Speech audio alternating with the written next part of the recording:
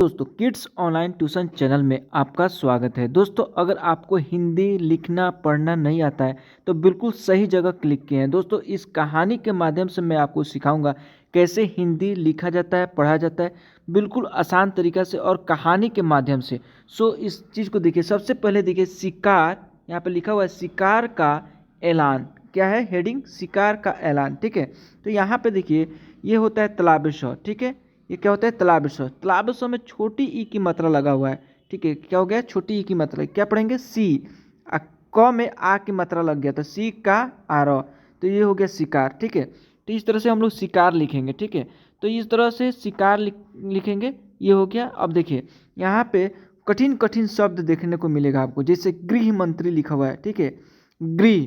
ठीक है, ग में गृह हो गया, गृह, ह, मन, मन न का अनुस्वार का मात्रा है, त्रि, तो क्या हो गया? गृह मंत्री। क्या पढ़ेंगे? गृह मंत्री इसको। ठीक है, तो इस तरह से बहुत सारे कठिन से कठिन शब्द को मैं आपको सिखाऊंगा। जैसे अंगरक्षक लिखा हुआ है यहाँ पे, अंगरक्षक। तो देखिए यहाँ पे अनुस्वार का हो गया मात्रा, तो अंग ग, अंग र, ये छ पढ़ेंगे, छ क। ठीक है, तो ये क्या हो गया? अंगरक्षक। तो दोस्तों इस तरह से कठिन शब्द को मैं भी सिखाऊंगा, कहानी को भी मैं पढ़ाऊंगा और लिखना बोलना सब कुछ सिखाऊंगा। और यह बहुत ही इंटरेस्टिंग कहानी है। इस क्लास को पूरा लास्ट तक देखिए और इस कहानी को सुनिए और बहुत कुछ सीखने को मिलेगा। ठीक है, इस कहानी को चलिए स्टार्ट करते हैं। ठीक है, सालों पहले एक घने से जंगल में कुछ जानवर रहा करते थे। सालों पहले की बात है, बहुत पुरानी बात है कि कुछ घने जंगल में जानवर रहा करते थे। ठीक है, जानवर रहते थे उस जंगल में। ठीक है, उनमें से एक शेर था और उसकी सेवा में हरदम लोमड़ी, भेड़िया, चीता और चील रहते थे। देखिए उस जंगल में क्या है कि एक शेर रहता था और उस शेर की सेवा करने के लिए बहुत सारे जानवर रहते थे। ठीक है, उस शेर को सेवा करते थे, जैसे कि लोमड़ी, ठीक है, भेड़िया, चीता और चील। हमेशा ये क्या करते थे? उनकी सेवा में लगे रहते थे, सेवा करते थे। लोमड़ी को शेर ने अपनी सेक्रेटरी, क्या पढ़ेंगे? देखिए यहाँ पे बहुत कठिन शब्द आ गया, सेक्रेटरी। ठीक है, इसको पढ़ेंगे स में एक की मात्रा है, क, ये र पढ़ेंगे। यहाँ पे जो है क में र की मात्रा है। ठीक है, तो क रे, तो इसको एक साथ में पढ़ेंगे सेक्रे, ट री। ठीक है, क्या पढ़ेंगे? सेक्रेटरी। ठीक है, इस तरह से हम लोग पढ़ेंगे। देखिए कठिन कठिन शब्द को मैं आपको सिखा रहा हूँ। ठीक है, तो सेक्रेटरी चीता को अपना अंगरक्षक और भेड़िए को अपना गृह मंत्री बना रखा था। ठीक है, शेर जो है अपने अंगरक्षक भेड़िया को बना रखा था, अपना गृह मंत्री बना रखा था भेड़िया को, और अंगरक्षक जो है चीता को बना रखा था। ठीक है, अपना पहरेदारी करने के लिए। ठीक है, तो ये चीज़ देखिए। इनके अलावा चीता दूर दूर की सारी खबरें लाकर शेर को देता था।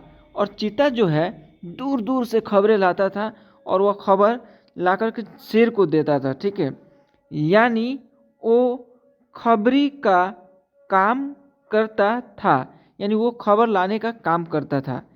इन चारों को भले ही शेर ने अच्छे अच्छे पद दे रखे थे। इस शेर जो है भले ही इन चारों को अच्छे अच्छे पद दे रखे थे, लेकिन दूसरे जानवर इन्हें चापलूस मंडली कहते थे।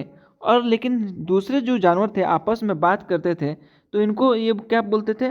चापलूस मंडली कहते थे सबको। ठीक है, सबको पता था कि चारों कोई काम करे चाहे न करे, लेकिन शेर की चापलूसी खूब अच्छे से करते हैं। अब सबको पता था कि चारों काम करे चाहे नहीं करे, लेकिन शेर की चापलूसी खूब अच्छे से करते हैं। ठीक है। रोजाना चारों जानवर शेर की बढ़ाई में शेर की जो बढ़ाई है, बड़ाई करने में कुछ शब्द कह देते थे, लेकिन शेर को हमेशा खुश करने के लिए जो जो भी जानवर थे इनके, वो हमेशा कुछ ना कुछ बड़ाई करते थे, अच्छा बात बोलते थे, जिससे शेर है सो खुश हो जाए, जिससे वो खुश हो जाता था। वो मतलब शेर। इन सब के चलते जैसे ही शेर शिकार करता था तो अपना पेट भरने तक खाने के बाद वो अपने चारों खास पद में बैठे जानवरों को बाकी का हिस्सा दे देता था। शेर है सो जब भी वह शिकार करता था वह पहले अपने खा लेता था, उससे जो बचता था तो ये जो चार जानवर अपने पद पे रखा था इनको देता था खाने के लिए। ठीक है। इतना ही से ये खुश रहते थे। इसी तरह लोमड़ी, भेड़िया, चीता और चील की जिंदगी बड़े ही आराम से कट रही थी, और इसी तरह से इन सबको जिंदगी बड़े आराम से कट रही थी। इन्हें काम करने का ज़्यादा खास ज़रूरत नहीं पड़ता था, शिकार नहीं करना पड़ता था, शेर खुद करता था, उससे जो बचता था ये लोग खा लेते थे, और मज़े मज़े से इन लोगों का ज़िंदगी कट रही थी, चल रही थी। एक दिन खबरी चील ने अपने चापलूस दोस्तों को आकर बताया।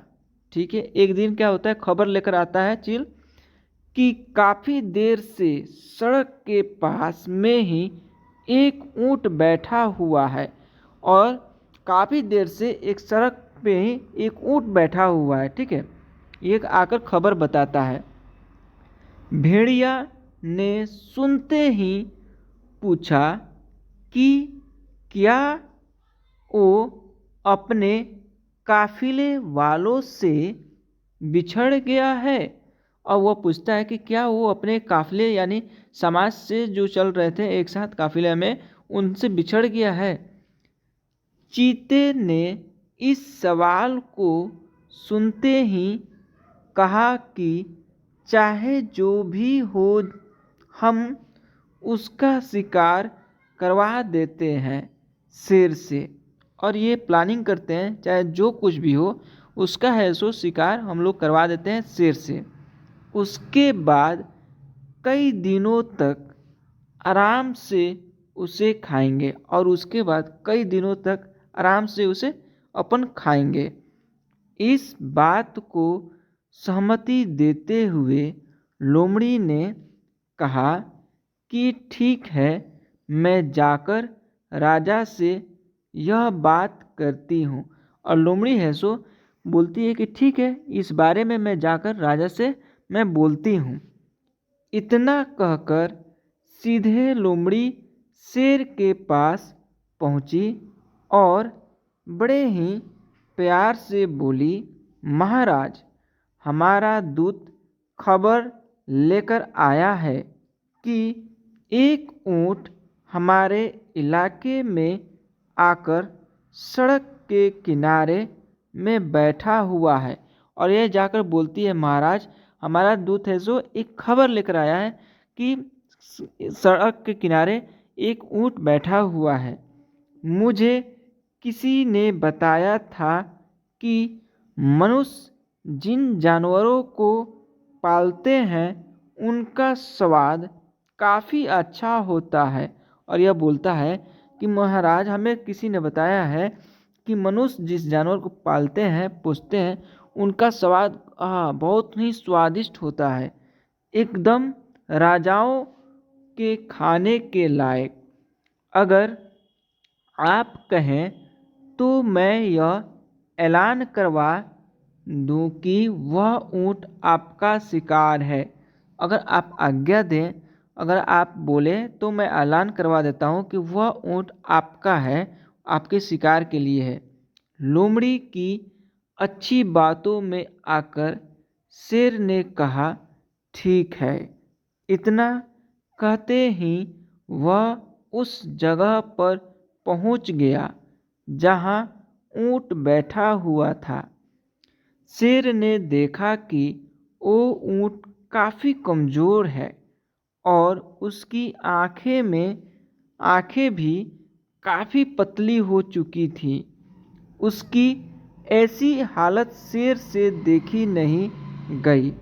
उसने ऊंट से पूछा कि दोस्त, तुम्हारी ऐसी हालत कैसे हो गई? कराते हुए ऊंट ने जवाब दिया, जंगल के राजा, क्या आपको नहीं पता कि सारे इंसान कितने दयाहीन होते हैं? सारी अब ये बोलता है, उस बात को हम लोग देखें। सारी उम्र मुझसे एक व्यापारी ने माल ढुलाया, अब मैं बीमार हो गया तो उसने मुझे अकेले मरने के लिए छोड़ दिया। उसने सोचा कि मैं उसके किसी काम का नहीं रहा, इसी वजह से अब वो मुझे अपने साथ नहीं रख रहा है और न ही मेरा इलाज करवा रहा है। अब आप ही मेरा शिकार कर दीजिए ताकि मुझे इस दर्द से मुक्ति मिल जाए। इन सब बातों को सुनकर शेर काफ़ी दुखी हुआ। उसने ऊंट से कहा कि अब तुम इसी जंगल में रहोगे हमारे साथ। यहाँ तुम्हें कोई भी नहीं मारेगा। मैं ऐलान कर देता हूँ कि तुम्हारा शिकार कोई जानवर नहीं करेगा। ठीक है, ये शेर बोल देता है। ठीक है, अब आगे देखिए, बहुत ही ट्विस्ट आएगा। शेर की इस दयालुता को देखकर चारों चापलूस जानवर दंग रह गए। धीमी आवाज में भेड़िया ने कहा कि कोई नहीं, बाद में इसे किसी तरह से मरवा देंगे। अभी जंगल के राजा का आदेश मान लेते हैं। ऊंट अब उसी जंगल में आराम से रह रहा था। अच्छे से हरी घास खाते खाते ऊंट एक दिन बिल्कुल स्वस्थ हो गया। वो हमेशा शेर के प्रति आदर भाव रखता था और शेर के दिल में भी उसके लिए दया और प्रेम की भावना थी। अब शेर की शाही सवारी भी स्वस्थ ऊंट निकलता था। वो शेर के चारों खास पदाधिकारी जानवरों को अपनी पीठ पर बैठाकर चलता। ठीक है, आगे देखिए क्या होता है। एक दिन चापलूस जानवरों ने जंगल के राजा शेर को हाथी का शिकार करने के लिए कहा। राजा भी मान गया, लेकिन वो हाथी पागल था। उसने शेर को बुरी तरह से पटक दिया। किसी तरह से शेर पागल हाथी से बच तो गया, लेकिन उसे काफ़ी चोट लग गई। अब बीमार शेर बिना शिकार किए किसी तरह से अपनी जिंदगी जीने लगा। उसके सेवक भी भूखे थे। उनके मन में हुआ कि आखिर ऐसा क्या करें कि कुछ खाने को मिल जाए। फिर उनका ध्यान हट्टे कट्ठे हो चुके ऊंट पर गया। सबने मिलकर एक तरकीब सोची और राजा के पास चले गए। सबसे सबसे पहले भेड़िए ने क्या बोलता है, कहा कि महाराज आप कितने दिनों तक भूखे रहेंगे, मेरा शिकार करके मुझे खा लीजिए, आपकी भूख मर जाएगी। फिर चील कहने लगी कि राजा साहब, भेड़िए का मांस खाने लायक नहीं होता है, आप मुझे खा लीजिए। चील को पीछे धकेलते हुए लोमड़ी बोली, तुम्हारा मांस इनके दांतों में ही लगकर रह जाएगा, आप इसे छोड़िए, मुझे खा लीजिए।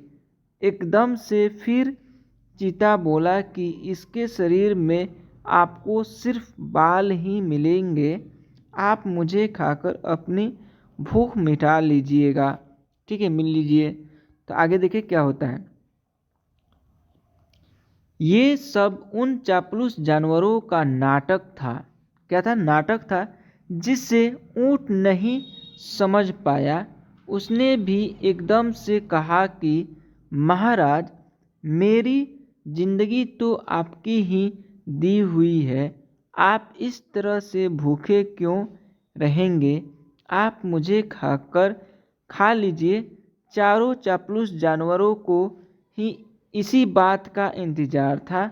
उन्होंने एकदम कहा कि ठीक है महाराज, आप ऊँट को ही खा लीजिए, अब तो ये खुद ही कह रहा है कि मुझे खा लो, और इसके शरीर में मांस भी काफ़ी ज़्यादा है। अगर आपकी तबीयत ठीक नहीं लग रही है तो इसका शिकार हम कर देते हैं। इतना कहते ही चीते और भेड़िए ने मिलकर एक साथ ऊँट पर हमला कर दिया। कुछ ही देर में ऊँट की मौत हो गई। ठीक है दोस्तों, अब देखिए, अब इस कहानी से हम लोग क्या शिक्षा मिला, हमें क्या सीख मिली, आइए देखते हैं कहानी से सीख। ठीक है, अपने आसपास चापलूस लोगों को नहीं रखना चाहिए।